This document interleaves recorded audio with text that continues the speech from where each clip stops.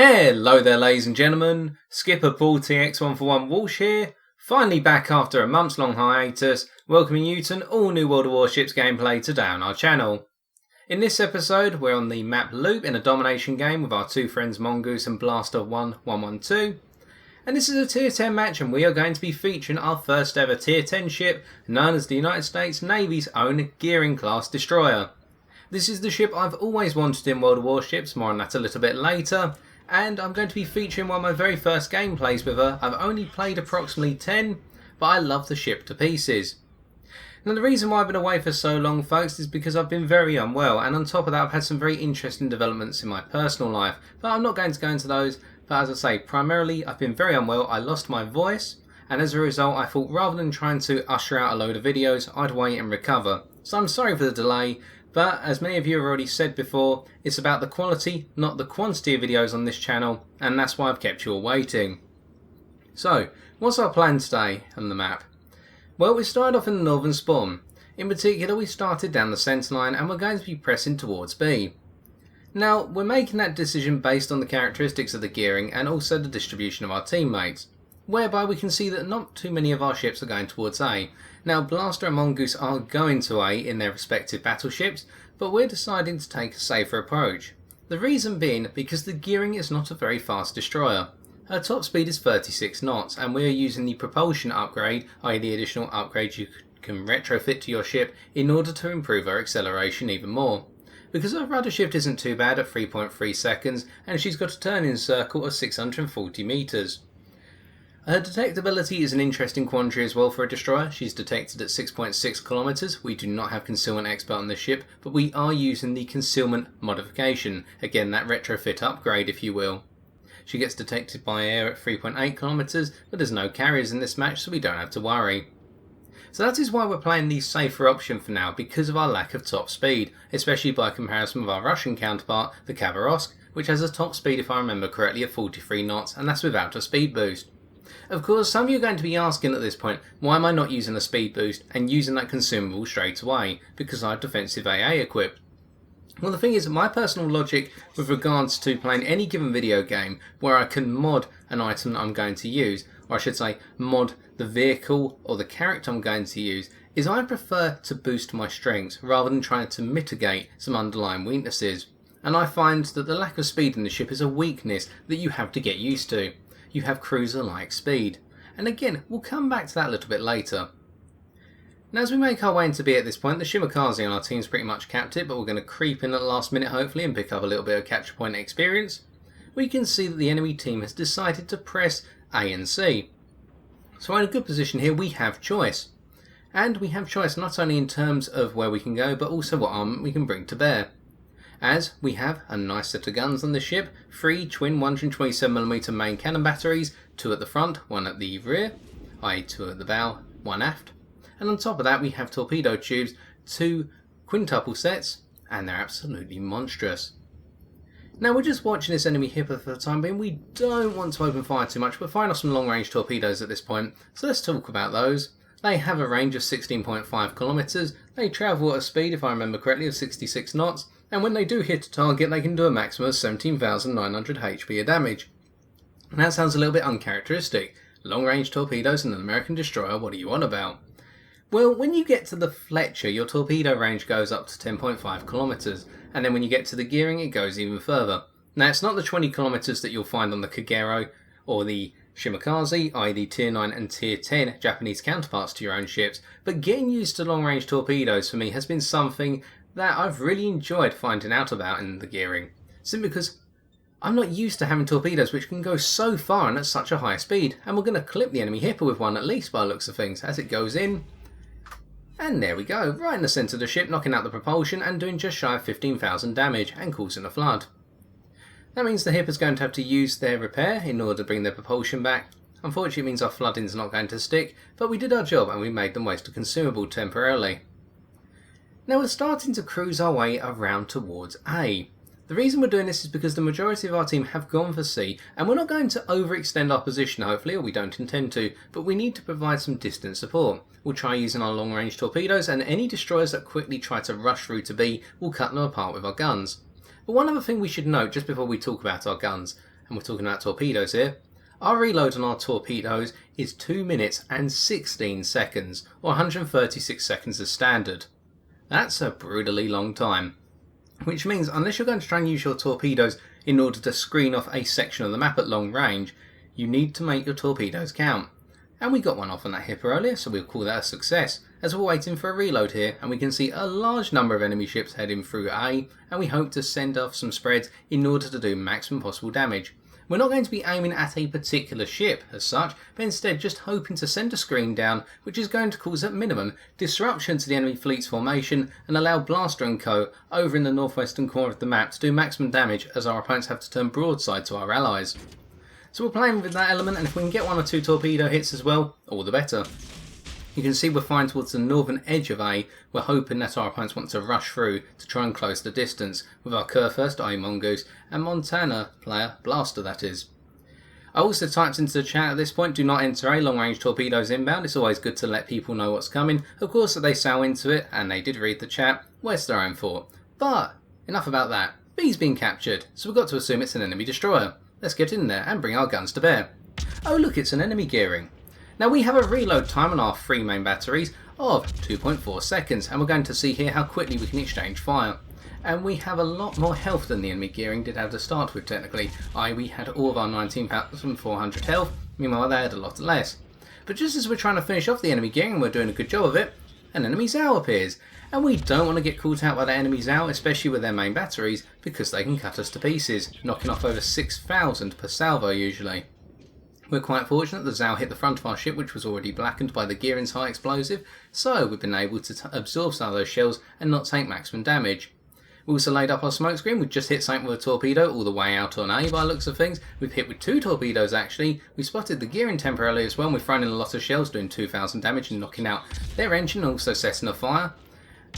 Quite lovely, as they've now had to go to their smoke. They were hoping to be able to get away from us by looks of things without the need to resort to smoke because we were using our own smoke screen, so we played that very well. We have lost over half our health, but I think the exchange is worth it. We've provided the knowledge of the ZOW being on B, and we've pretty much crippled the gearing out of the game.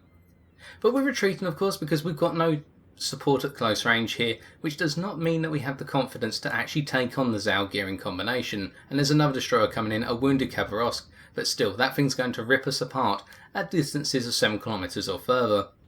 Reason being that whilst it has the slower fire rate, it has 8 guns in total, i.e. 4 twin turrets of 130mm in calibre, and the higher muzzle velocity of the rounds from the Khabarovsk mean that at longer ranges it will have the advantage, because you are still playing with the lower muzzle velocity and the rainbow shell arcs in the gearing that you're used to in your American destroyers from the Nicholas upwards, whereby you have a muzzle velocity of 792 meters per second regardless of what round you're using. Now we should talk about the high explosive a little bit as we come off the radar of an enemy ship, not sure what it was, whereby the shells on the ship, the high explosive in particular, will do a maximum of 1800 HP of damage upon citadel and have a 5% chance to fire. The armour piercing shells can do a maximum of 2100 upon citadel, and they're not too bad with the ability to penetrate lightly armoured cruisers or even more moderately armed ones at closer distances and even battleships. Now we'll come back to that a little bit later as we toss all our torpedoes towards the enemy ZOW, hoping to rip them to pieces. They're looking good, fingers crossed, as we just sit behind the landmass here. Oh, that looks nice. There we go, 3 torpedo hits and a devastating strike, making those torpedoes work as we now reach 100k damage. Now of course what we have to be wary of is the fact that by firing our torpedoes at a target at close range, is that our torpedoes will drift because of their extended range. So just keep an eye on that right hand side of your screen above the minimap for a little bit later. You may see a surprise. Well, it won't be a surprise anymore because of what I just said. Well, there we go. Now what are we doing at this point? Well, 2 objectives are in the hands of the enemy team and we only have 1. Now we've just been spotted by the enemy Khabarovsk, who's focusing towards something else entirely, although they've turned their guns towards us. Fortunately our arrow whips them to pieces before they can open fire on us. We could have exchanged and probably beaten the Khabarovsk at that range because we were close enough, but still it's not an exchange we want to really go towards. And now we're opening fire at long range on the enemy Kurfürst, and with our rainbow shell arcs we can hide behind a landmass and do so accordingly, without being shot back or even spotted. We also set a fire at this point, quite fortunate there, and with our AFT build on our captain, this provides us with a range of 13.3 kilometers in total. Your range is a lot shorter without advanced firing training. And there's a torpedo hit. We're not sure what we hit, it looks as though it's the enemy Yamato, Sorry, we can't just say Yamato, we have to say the Yamato. You have to say that way because that's the way it's advertised. You can sink the Yamato. But anyway, we open fire on the enemy curve first here. Dumping in a lot of rounds and setting another fire. Oh, RNG loves us today. And I promise you, I do not have Demolition Expert on this ship. I don't intend to get it either. But we're using our extended range here and our lower muzzle velocity to just gradually track and rake the curve first with some high explosive. Doing a bit more damage. We're now up to 130,000 and still increasing with that fire. And really we're just holding back around B. We're letting our friendly Iowa go forward and we're going to support them because we don't have the health to get in the thick of it and we don't have the speed to rush in and break away. And that's one thing I think you have to get used to in the ship, or at least I've found I've had to get used to, is the fact you cannot be incredibly aggressive anymore. You couldn't really in the Fletcher, to be honest, because its top speed was 36.6 knots, but with the gearing it's really drilled home to you. And one other thing to note, and this is what we're going to come back to when we're discussing this earlier, a lot of ships at Tier 10, i.e. ships you encounter, have radar with extended ranges, such as the 9km plus radar range on your Russian counterparts, such as the Moskva, the Tier 10 Russian cruiser. The problem with that is, if you get within say 6km of a Moskva and then try to run away from it and it deploys radar, in that 25 seconds or so that radar is active, you just will not be able to get away or get behind a landmass unless you've parked yourself literally next door to one. Because with a 36 knot top speed and the fact that most cruisers at your tier can match you almost, with speeds in excess of 30 knots and heading towards say 33 knots, again don't quote me on the exact figures here, you just haven't got the ability to pull the distance as quickly as you would in say a Khabarovsk with that 43 knot top speed. Of course that ship's not as stealthy, but I think I've nailed the point here. Now we're just holding back on our torpedoes at this point, trying to figure out what's going on here. We believe the curve first is actually going to push forward, and we are tracking them at the moment on the lead indicator. It's not the Yamato. Unfortunately that's not being picked up by the looks of things. So we throw off all our torpedoes as we continue to capture B. Now we talked about the armour piercing shells on the guns of this ship a little bit earlier, saying they can do a good amount of damage, and we said they can be quite lethal on a broadside target, especially cruisers, and even battleships, as we're now going to articulate against an enemy Yamato. Sorry, the Yamato. We're dumping in high explosive for the time being, trying to set a fire, and we're doing a good amount of damage, with that 2.4 second fire rate being absolutely lovely, albeit that I'm damaging my mouse at this point, having to left mouse button as much as possible. I could just spray, but I prefer to fire off in full salvos. Now the Yamato's turn at this point. We're anticipating this and we're going to switch to armour piercing after this salvo, I believe. Just waiting to finish off. We're just turning our ship around firstly, with our turret turn time being a little bit longer than normal because we have the reload boost upgrade.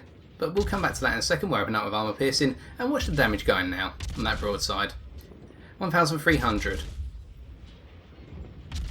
Another 3,000. Another 2,000. Another 1,500. And we pick up the kill on the Yamato. So, with our second kill in the bag now, and a Confederate also picked up, i.e. the award, let's come along to our turret traverse time. Now because we have the reload modification fitted, that means our turret traverse time is increased a little bit, up to 8.3 seconds to do 180 degrees. Is that a problem however? Well, not really, that's pretty fast. It's not as fast as your predecessor, i.e. the Fletcher at Tier 9, whose guns turn a little bit faster in general, compared to the gearings even without modifications fitted, so it is something to be aware of, but it's not really a hazard.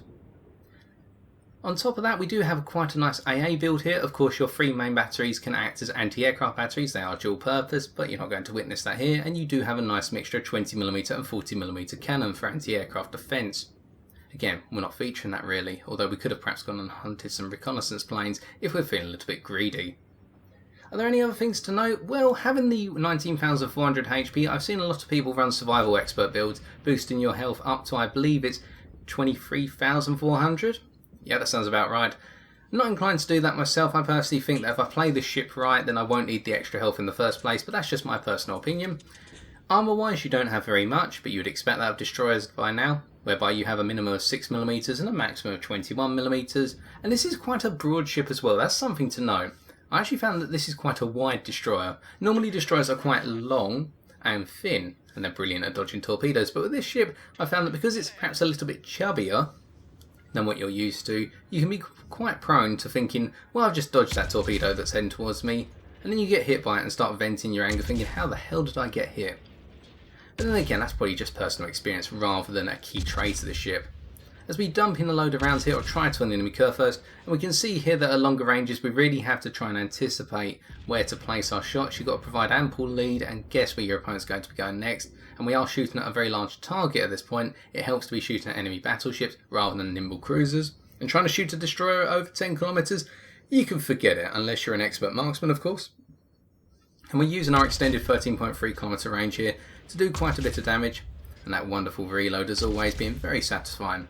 And as for why I wanted this ship above all others first as my tier 10, well, I just love the way the ship looks, folks. I think she's an absolutely beautiful, yeah, God blimey, love. No, I think she's an absolutely beautiful ship. And with that, the game's over. Time to take a look at the post-game stats. Well, that was quite a straightforward victory, and for it we picked up 529,128 silver credits, 3,612 experience, and we picked up 2 awards. The first being the Devastating Strike Award on the enemy's owl for destroying an enemy ship with a single artillery salvo, torpedo salvo, or aircraft by causing damage to over 50% of the destroyed ship's normal HP. The other award was the Confederate, whereby we damaged at least 6 enemy ships, whereby the damage caused to each ship must exceed 20% of her normal health pool. In terms of our battle performance, we dealt out a total of 164,448 HP of damage, very close to my highest ever dealt. I can't remember what ship that was in. This consisted of 170 target hits for our main batteries, 7 torpedo hits, 4 incapacitations, 2 enemy ships destroyed, 4 fires set, 6 floods caused, 3 base defends, and 2 assisted captures. Looking at the team scores, we can see that we came first in terms of base experience earned compared to the rest of our team, picking up 2,408, just under 600 more than second place. Now this is not an indicator that we carried our team by any means, please don't think that. But instead think of it this way. We contributed to the team's effort by placing ourselves in the middle of the map, whereby we gave ourselves the option to fire our torpedoes either way, i.e. towards A or C, from the vantage point of B.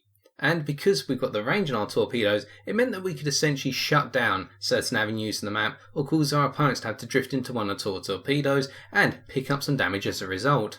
And when our opponents did come towards us on B, we made sure to play things conservatively and use our resources such as our smoke in order to get us out of difficult situations, such as when we first encountered the enemy's owl that pushed us as we attacked the enemy gearing. Looking at our detailed report, we have one key item to note today, and that's in terms of the breakdown of our damage dealt.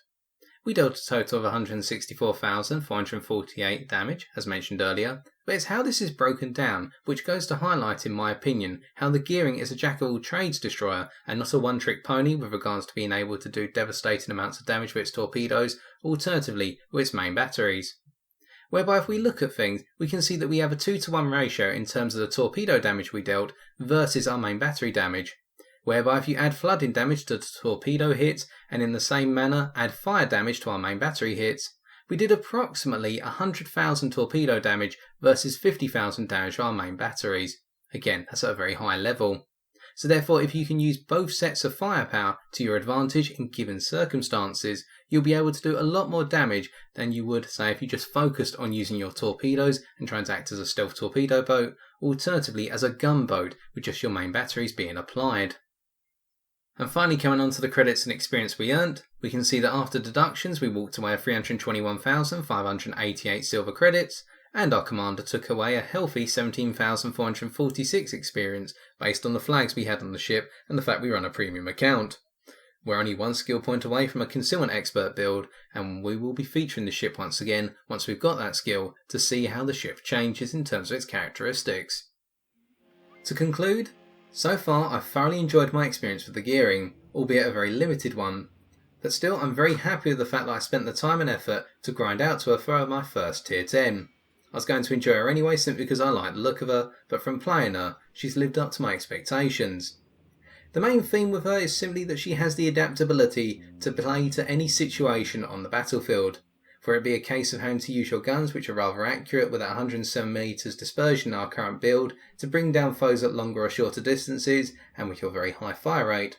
Alternatively, using the monstrosity that is the range of your torpedoes, i.e. 16.5 kilometers, in order to hit enemy battleships halfway across the map and they'll never see it coming. She's a lovely ship and well catered as the end of the American destroyer line currently in game. In fact, it feels as though Christmas has come early, having unlocked the gearing and thoroughly enjoying her, and being left with a clean bill of health. And that means, ladies and gentlemen, that there's going to be a lot more videos on this channel as we head towards Christmas and indeed come to the close of 2016.